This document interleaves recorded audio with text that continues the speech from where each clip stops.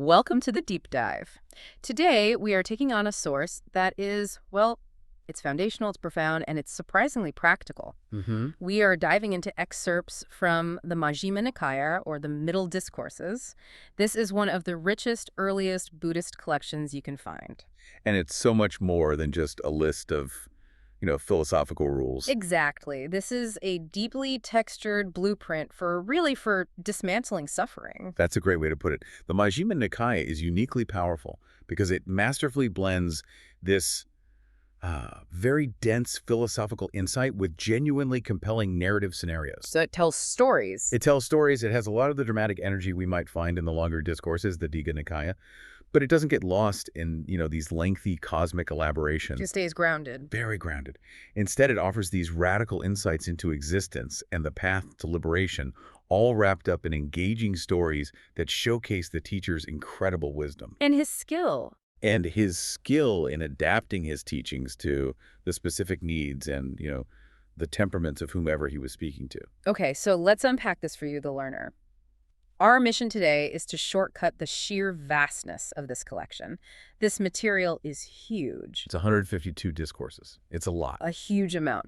But we want to extract the essential architecture, the core doctrines and the practical methods needed for a profound spiritual practice, according to these very, very early texts. And our sources explicitly call the Majjhima perhaps the richest of the early Buddhist collections in matters of doctrine. That's a pretty strong endorsement. It is. It signals that this is where the detailed mechanics of the path are really laid bare. It absolutely does, but that richness introduces a crucial tension, doesn't it?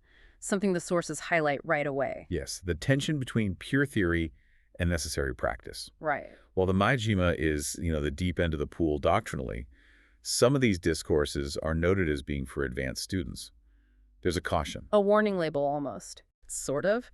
It says you need a solid, stable grounding in the fundamental doctrines first, the basic building blocks, which you often find in the Sayutta Nikaya. Okay, so our goal here is to bridge that gap for you. We're going to try to blend the essential doctrine, what you need to know about reality, with the practical steps. The how-to. The how-to. Yeah. How you apply that knowledge in your daily life. Which makes perfect sense. We're not looking for a historical study here. No, this is a practical training agenda. And to start, I think we have to look at the path as a process of discovery by examining the foundational journey of the path seeker himself. The figure we're discussing here is the Bodhisattva. And what does that term mean exactly? It means one intent on awakening. In the context of these specific texts, this refers to the period after he left home, but before he achieved full enlightenment. Okay. What is critically important here, and what gives this journey such power, is that the sources explicitly depict the Buddha to be as genuinely exploring the options available to him at the time. He was uncertain exactly how awakening could be gained. So he wasn't following a predestined path. Not at all. He wasn't following some guaranteed ancient roadmap. He was actively experimenting and searching. That really reframes the entire quest, doesn't it? He wasn't just fulfilling a prophecy. He was a radical empiricist, testing philosophical hypotheses on himself. That's it, exactly.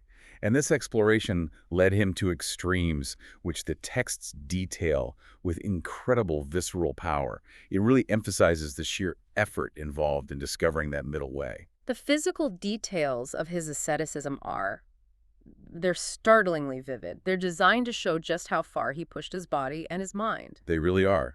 We see this, for instance, in the account of the jujube diet analogy. His severe practices led to this shocking emaciation, which he recounted himself. What did he say? He described his joints becoming gnarled, like those of an 80-year-old or even a corpse. His bottom was reduced to something like a camel's hoof, and his vertebrae stuck out like the beads on a string you might carry. The analogies used here are so specific. They're designed to make you physically feel his hardship. Absolutely. He says his ribs were as gaunt as the broken-down, rotting rafters on an old barn. And there's this one detail that really stuck with me. Because he ate so little, the gleam of his eyes sank deep in their sockets. Right, like the gleam of water sunk deep down a distant well. Just an incredible image. And maybe the most graphic detail is his attempt to relate to his own body. His skin stuck so closely to his backbone that when he tried to rub the skin of his belly, he literally grabbed his backbone, and vice versa. Wow. He reached a point where any physical exertion, like trying to relieve himself, would cause him to fall face down right there. He had reduced his physical form to almost nothing. But it didn't work. But this extreme asceticism did not lead to the freedom he sought. And beyond the body, he tried radical mental striving too. The breathless absorption experiment must have been absolutely terrifying. It sounds like it. It was a brutal test of will. He would attempt to cut off breathing through his nose and mouth entirely. What happened when he did that? The text describes the results as intensely painful and disruptive. He would hear loud, bellows-like noises coming out of his ears. Oh, my goodness. Or he would feel strong internal winds carving up his belly, like a deft butcher slicing meat open with a cleaver.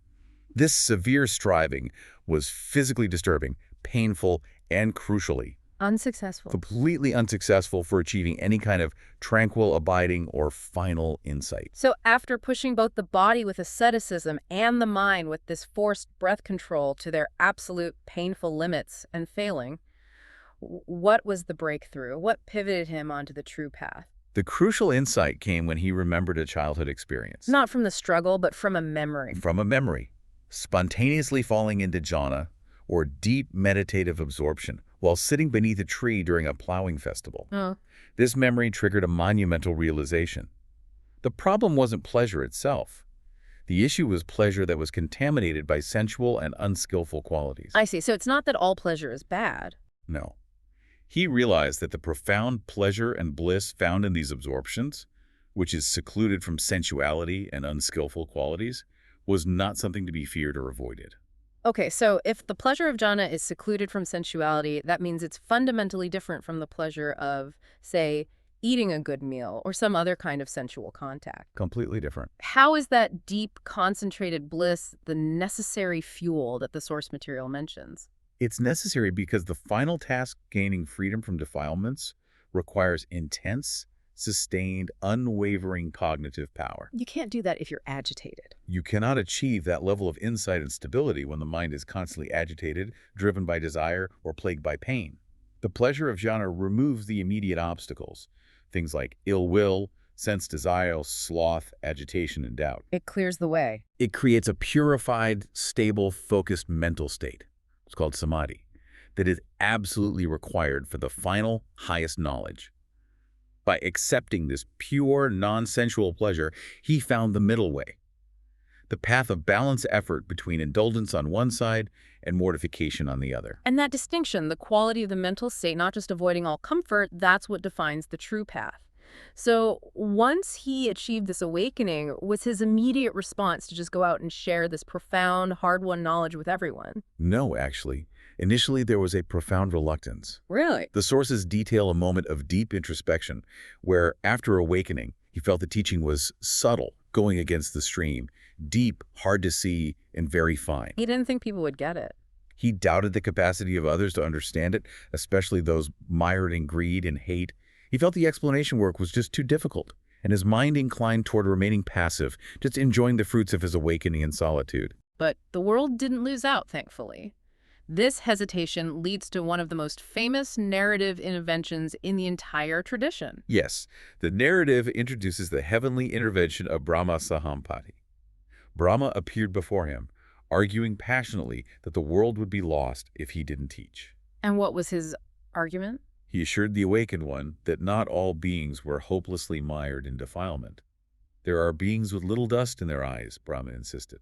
This celestial pleading appealed to the teacher's immense compassion, and it convinced him to survey the world and decide to illuminate the path. And who was the very first audience he sought out after making this momentous decision? The initial targets were highly specific and deliberate, his former spiritual companions. The ones who had been with him during the ascetic phase. Exactly. The group of 5 mendicants who had attended him during his period of resolute, extreme striving. He located them in the deer park at Isapatana, near Benares. Why them? Well, this choice was significant because they had abandoned him when he accepted solid food. They believed he had strayed into indulgence. So by going to them first, he was. He was validating the path he had discovered, the true middle way, and, rolling forth the supreme wheel of Dhamma. That transition from personal discovery to the public teaching of the Dhamma brings us directly into the fundamental core of the doctrine. Let's look first at what actually triggers the end of suffering. One source makes a key distinction, saying the end of defilements is for one who knows and sees, not for one who doesn't. Right. This is the operational starting point. The entire system is predicated on insight, on experiential knowledge gained through mental development, not on blind faith or speculation. So what's the mechanism? The source clarifies that the ending of defilements hinges entirely on applying proper attention. How does that work in real time? What separates proper attention from, well, improper attention? Improper attention means focusing on things in a way that generates defilements. For instance, dwelling on the attractive features of something you desire, Or or... we're dwelling on the hateful qualities of someone who annoys you? Exactly. This causes defilements like sensual desire, malice, or cruelty to arise and grow. Proper attention, conversely, means applying attention to the drawbacks, the impermanence, or the non-self nature of those objects. Which stops them in their tracks. It prevents defilements from arising and helps eliminate those that have already arisen. Knowing and seeing means directing the mind correctly, understanding the cause and effect relationship of your own thoughts. And the structural bedrock of this knowledge is, of course, the Four Noble Truths. The first truth is suffering. It lists the obvious things: rebirth, old age, death, sorrow. But the text provides a crucial summary point that redefines suffering entirely. That's the key takeaway. It transforms the teaching from just observation about the world into a surgical diagnosis of the self. And that summary point is In brief, the 5 grasping aggregates are suffering. the 5 grasping aggregates. Yes, this pivots suffering away from being a series of, bad luck external events like a death or a loss, into an internal, psychological, and physiological architecture that is inherently unstable. So if the very components of what we call me are defined as suffering, where does that leave the concept of identity itself? How does this aggregate view dismantle the persistent, deep-seated idea of a soul or a permanent self? This is the radical insight of anatta, or non-self. The 5 aggregates are just components: form, feeling, perception, choices or mental formations, and consciousness. Just a bundle of processes. A bundle of processes. If you try to hold on to any of these as mine, or I am this, or this is myself, you are trying to grasp something that is constantly changing, arising, and passing away. Because they're impermanent. Their inevitable cessation brings pain and lamentation. Therefore, the simple act of grasping at these 5 constantly fluctuating phenomena is suffering. You can't find a stable identity in anything that is, by its very nature, unstable. Let's delve into the anatomy of that suffering then, the 5 grasping aggregates. If we take the first one, form, the text offers a startlingly detailed analysis, the earth element within the body. Yes, and the aim of this detail is disillusionment and detachment. Form is the physical body.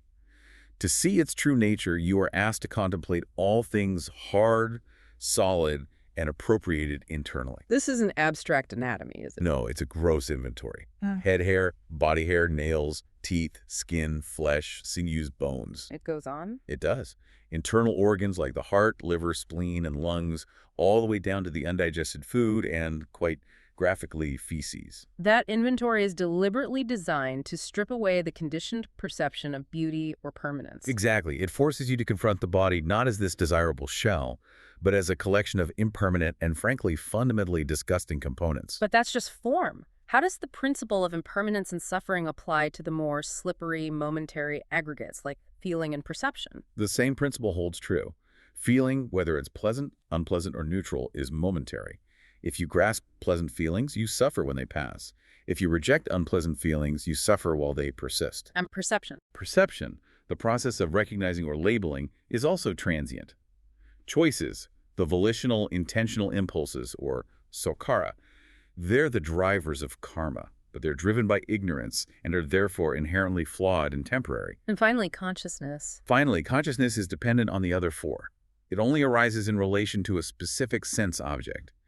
When you see that consciousness is also non-self, it's not a permanent observer, but a temporary event, you detach from the delusion of a permanent owner or soul. So once we understand that clinging to these 5 aggregates is suffering, we pivot to the second truth, the origin of suffering. The text defines this as craving. Craving is the engine. It's the engine of continued existence, the ferris that leads to future lives. It's defined as being mixed with relishing and greed, always chasing pleasure in various realms. And there are different types of craving. 3 main types: craving for sensual pleasures, craving for existence, to be something or to continue in a certain state, and craving for non-existence, to avoid being something, or annihilation. It's this active desire that keeps the cycle spinning. The path to the cessation of suffering is clearly defined as the Noble Eightfold Path. But before we get to the how, we have to understand the mechanics of how that craving operates. This brings us to dependent origination. Dependent origination is the deep architecture of cause and effect. It's the simple, profound statement of causality. When this exists, that is, due to the arising of this, that arises. When this doesn't exist, that is not. Due to the cessation of this, that ceases. So everything is conditioned. It describes reality as interdependent and conditional. It's a mechanism, not some kind of metaphysical decree. Let's walk through the primary chain of suffering's origin. It starts with ignorance. Ignorance of the Four Noble Truths is a condition for choices or volitional actions. This leads to consciousness, then to name and form, which is the psychophysical organism. The body and mind together. Right. Then the six sense fields, the body's instruments of experience. Then contact, which is the meeting of the sense field, the object and consciousness. And then feeling. Pleasant, unpleasant, neutral. Now, here is the crucial psychological pivot point. How does feeling, which is just raw information, become the fuel for continued suffering? This is where the chain becomes a psychological feedback loop. Feeling in itself is neutral. It's just the raw result of contact. But it immediately conditions craving. So if the feeling is pleasant, You crave more of it. If it's unpleasant, you crave for it to stop.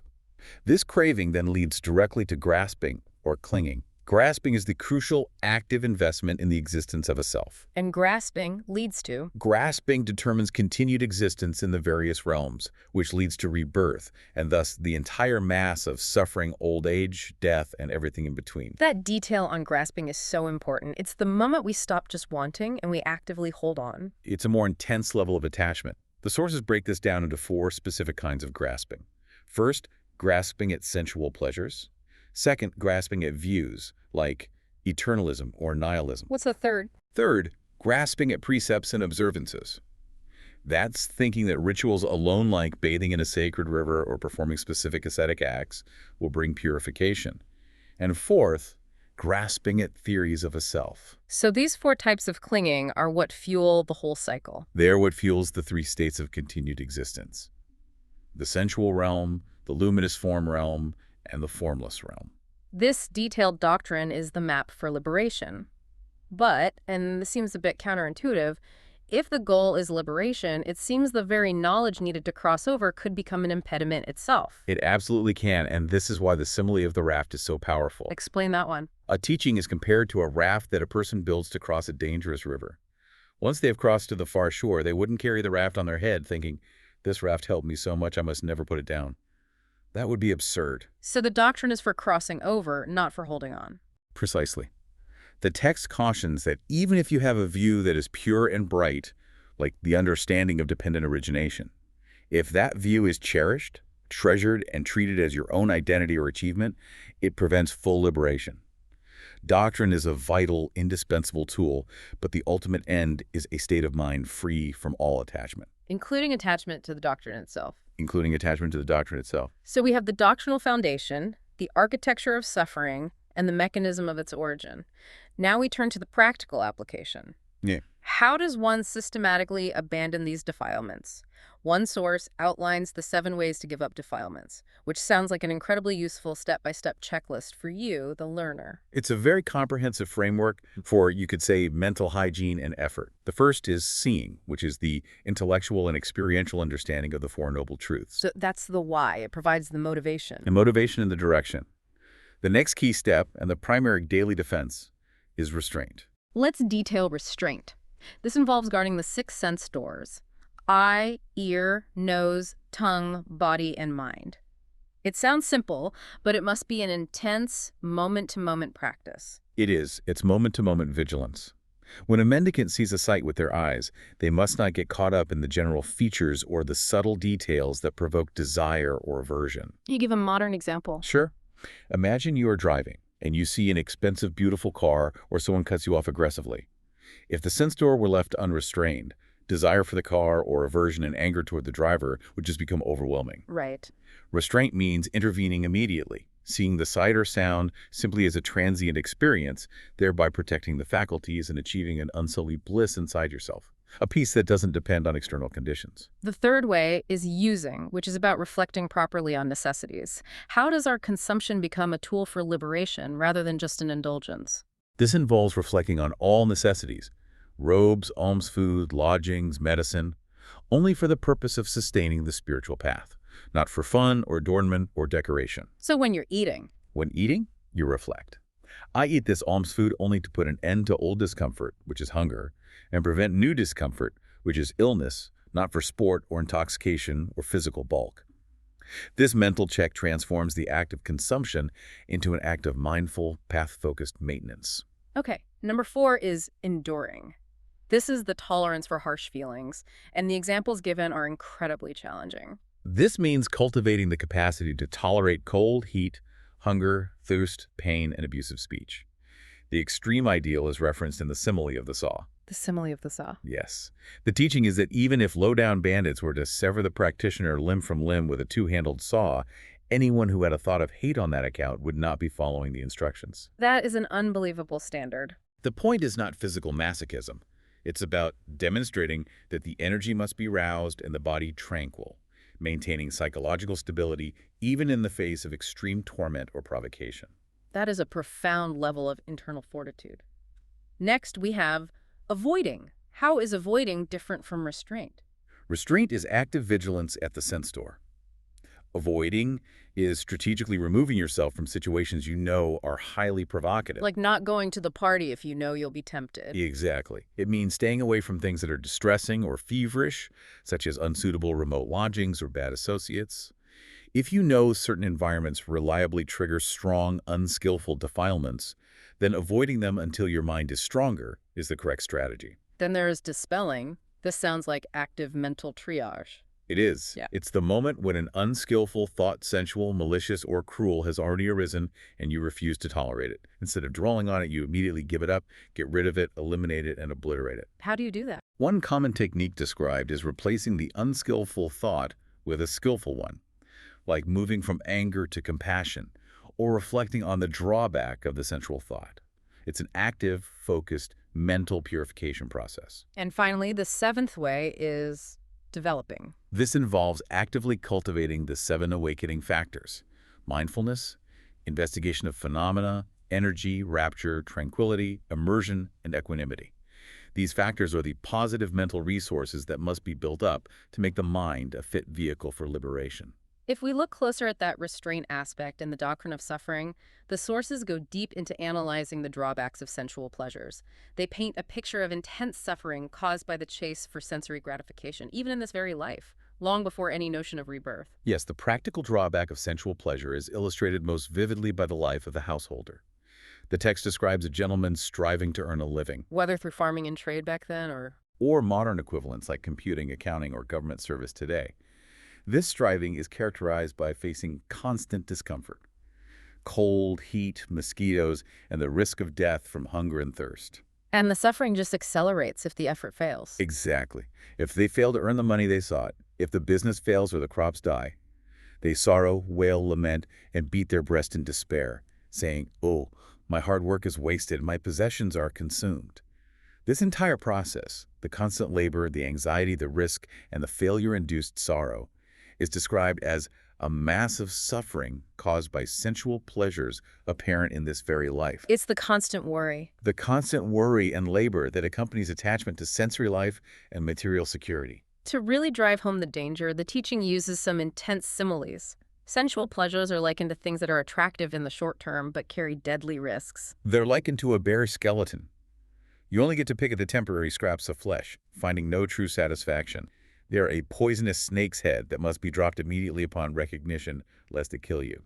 Or they're a temporary pit of glowing coals that looks warm and attractive, but results in death or deadly pain if you fall in. And the drawback of sights is made utterly visceral with the simile of the corpse. This is a powerful antidote to lust.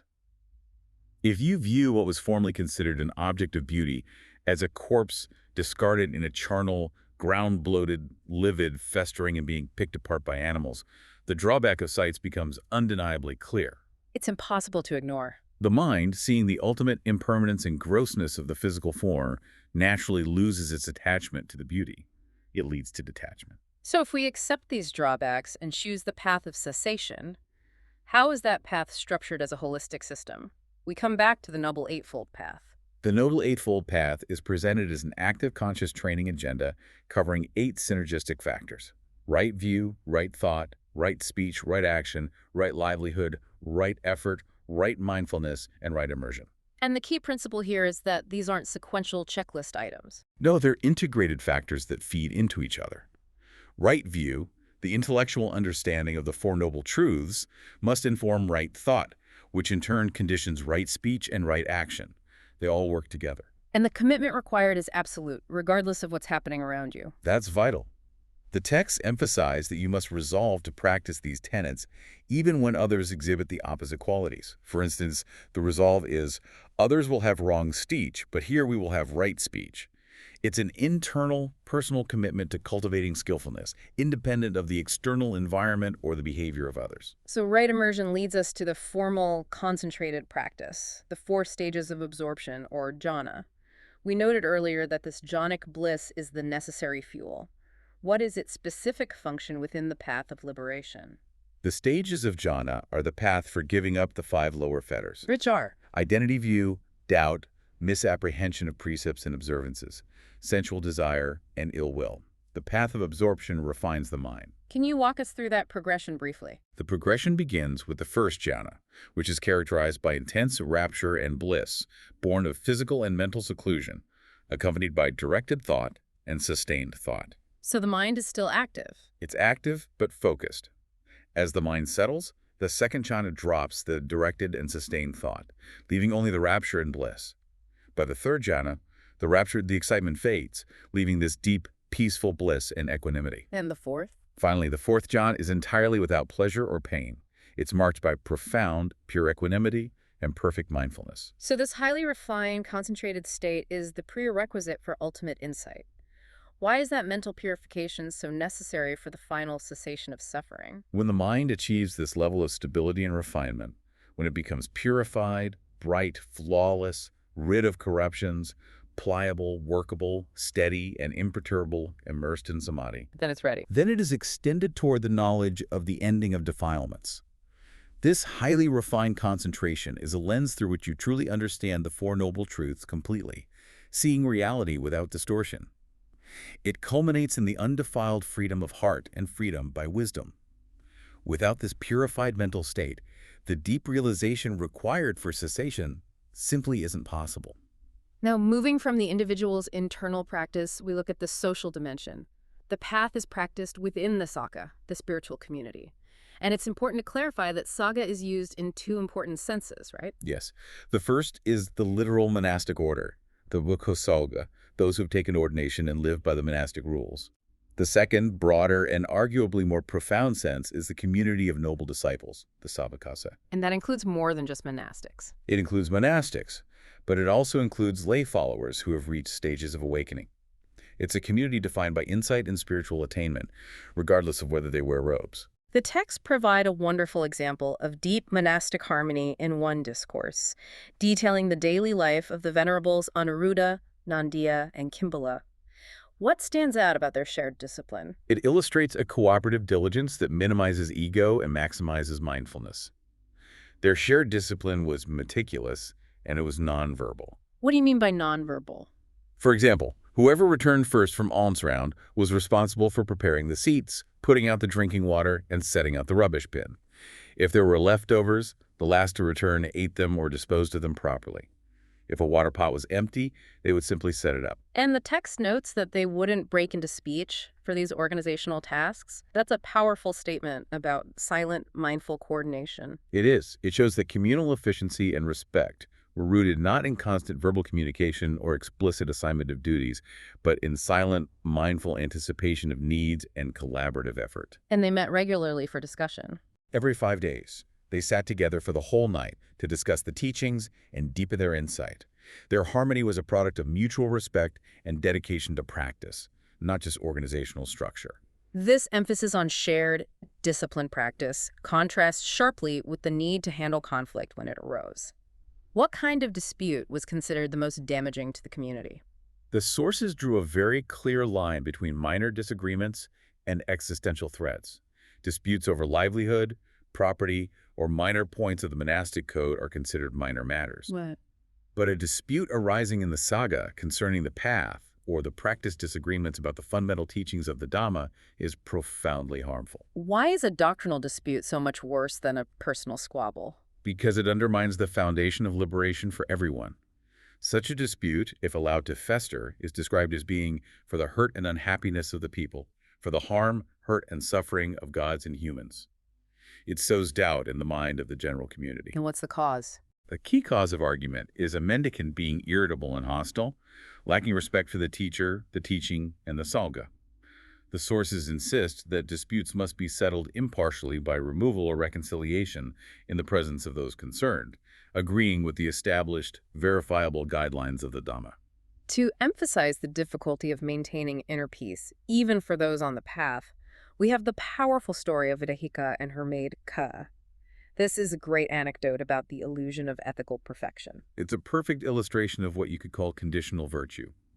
Vedhika was renowned in her area as a sweet, even-tempered, and calm housewife, a paragon of ethical conduct. But her maid decides to test this. Her maid, Ko, decides to test this reputation by progressively failing to perform her duties. She starts getting up significantly later.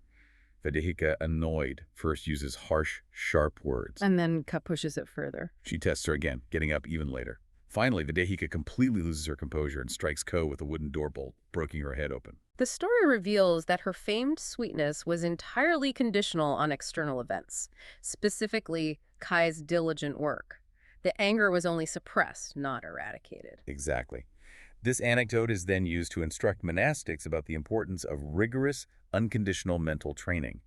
They must train their minds so that when they are criticized, abused, or tested, they don't reveal a hidden fault, just as Vedhika did.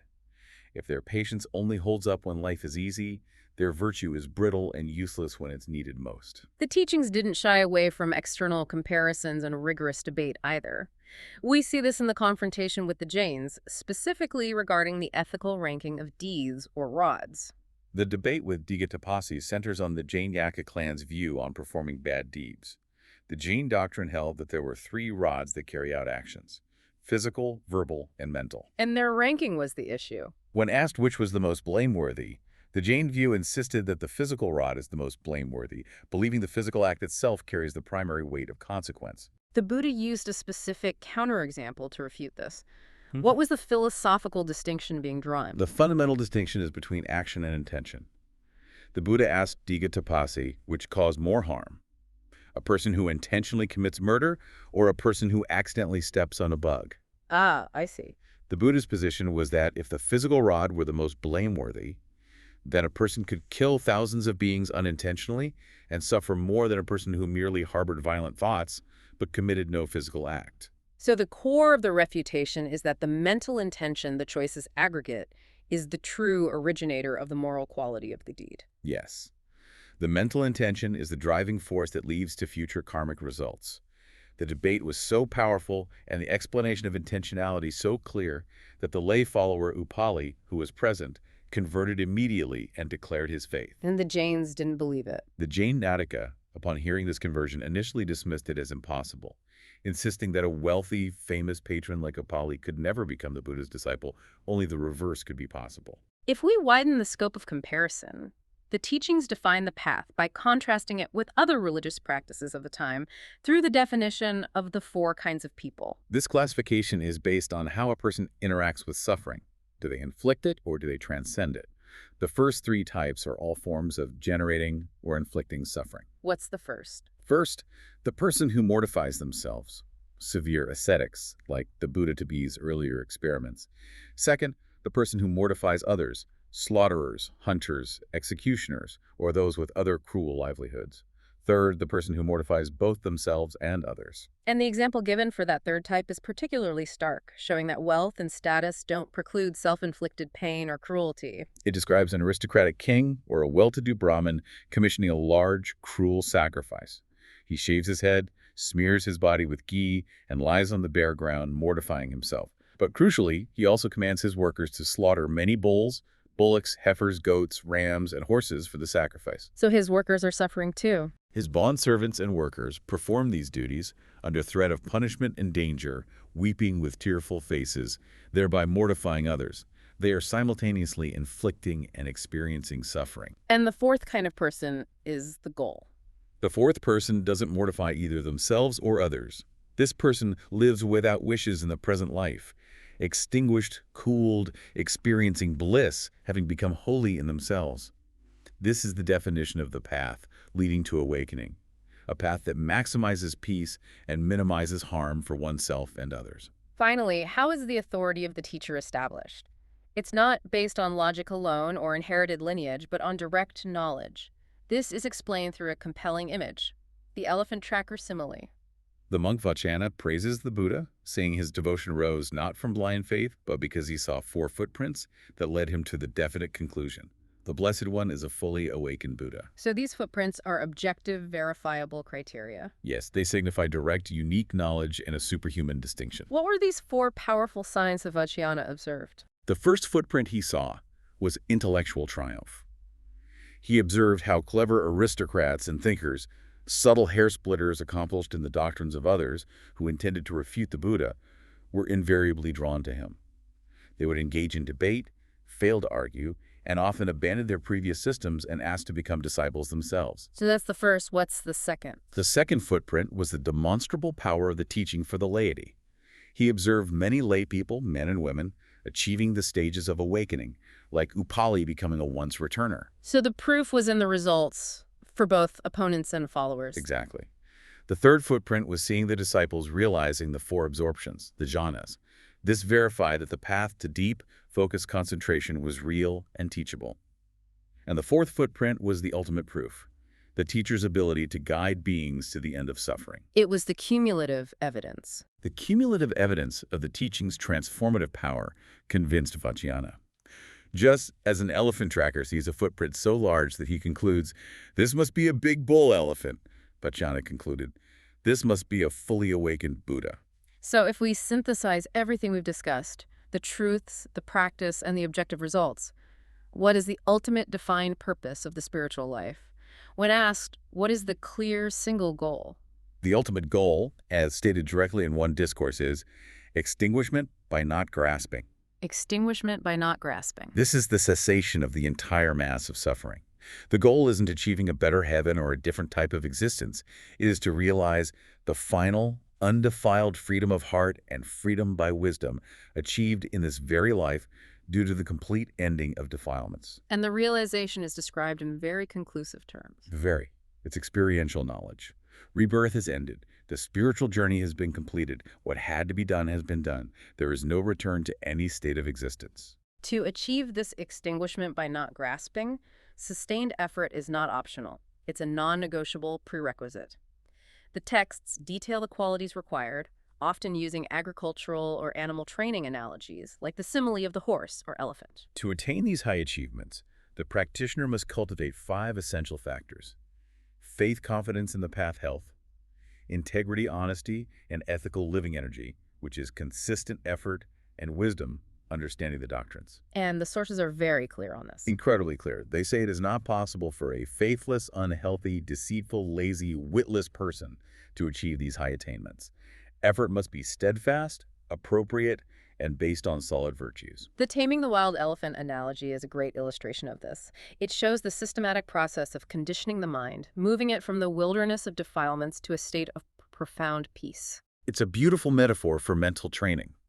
A wild bull elephant, full of stress and clinging to the jungle, must first be tethered to a royal bull elephant, a metaphor for finding a spiritual mentor or a safe community, to bring it out of the chaotic wilderness and into the open, civilized domain. And then the real training begins. Then an elephant trainer trains it rigorously to subdue its wild thoughts, wild memories, and wild stress, weariness, and fever.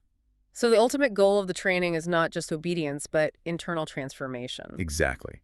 The goal is to make the elephant happy to be within a village and instill behaviors congenial to humans. This is an analogy for taming the mind, leading it out of the wilderness of attachments and conditioning it to absorb and practice the teaching, making it fit for high attainments. The process is one of methodical conditioning, gradually substituting wild thoughts with peaceful, wholesome ones. This emphasis on internal practice defines the qualities of the good person, completely shifting focus away from external factors like lineage or wealth. A bad person, for instance, might glorify themselves and put others down because they have gone forth from an eminent family, or because they receive many material possessions, the finest robes, the best alms food. But a good person. A good person reflects that thoughts of greed, hate, or delusion do not come to an end merely because of one's eminent family or material possessions. The good person keeps only the practice close to their heart, avoiding self-glorification based on fleeting external markers. Their only true measure of success is the purity of their mind. This brings us to a compelling and profound narrative device used to underscore individual responsibility, the messengers of the gods. This is the final realization about diligence in the face of reality. This discourse describes King Yama, the judge of the underworld, questioning individuals about whether they saw the messengers of the gods in the human realm before dying. These are universal, undeniable, natural signs that should trigger spiritual effort. And what are these five messengers exactly? They are such powerful reminders of impermanence. They are stark realities. First, a little baby collapsed in urine and feces, a reminder of the fragility of existence and impermanence. Second, an elderly old person bent double and frail, a reminder of aging. What are the others? Third, a sick, unwell person lying paralyzed and needing assistance, a reminder of illness. Fourth, a person receiving punishment for bad deeds, being struck, mutilated, imprisoned, a reminder of consequence. And fifth, a dead, loaded, livid, and festering corpse, the ultimate reminder of death and physical decay. These are not abstract concepts. These are daily realities that everyone witnesses. And Yama's crucial question to the negligent individual is, Mister, did it not occur to you seeing these messengers to do good by way of body, speech, and mind? And what happens? The individual, having admitted negligence in the face of these constant warnings, is told, that bad deed was done by you alone, and you alone will experience the result. This confirms that responsibility for effort and awareness rests entirely on the individual, because the signs of urgency are perpetually present. So we've navigated a complex but astonishingly clear blueprint for liberation, extracted from the rich narratives of the middle discourses. We walked through the Buddha's necessary personal trials, mapped the detailed architecture of suffering through the five aggregates and dependent origination. We reviewed the practical roadmap of restraint via the 7 ways to give up defilements. And we saw the necessity of consistent, diligent effort illustrated through vivid parables like the taming of the wild elephant and the messengers of the gods. In synthesizing these many layers of doctrine and practice, we have to return to the ultimate aim, recalling the profound words exchanged with the wanderer Magantia. This is the statement of the ultimate reward. And what is that? Health is the ultimate blessing. Extinguishment, the ultimate happiness. Of paths, the ultimate is eightfold. It's safe and leads to the deathless. The path isn't a mystical flight of fancy. It's framed as a rational, mechanical procedure for achieving an achievable result. This leads us directly to our provocative final thought. Take it from another discourse. Yeah. The sources describe a person who practices skillfully, who does not need to rely on wishing or hoping to achieve the final fruit. Why not? Because that's a rational way to win the fruit. A rational way to win the fruit. So, if ultimate liberation extinguishment by not grasping is not dependent on luck or vows or fate, but is instead the rational, predictable outcome of a clearly defined, step-by-step path of effort, how does understanding the detailed mechanics of this path change how you approach your own daily efforts toward self-improvement and peace?